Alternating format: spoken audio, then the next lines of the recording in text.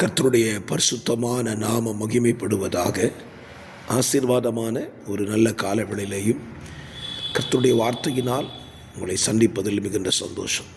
சங்கீதம் 36:7 இப்படி சொல்லுகிறது: தேவனே, உம்முடைய கிருபை எவ்வளவு அருமையானது!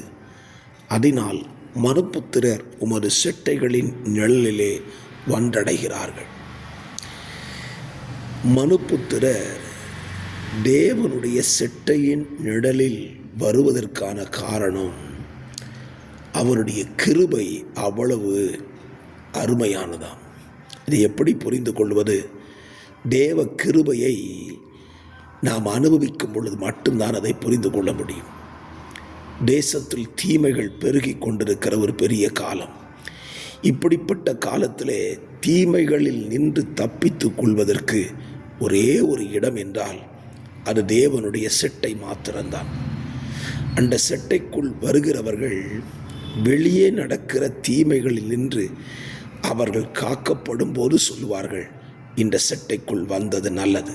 இந்த காலவெளியிலே நீங்களும் அந்த செட்டைக்குள் மறைந்து கொள்ளுங்கள். கிருபை அருமையானது.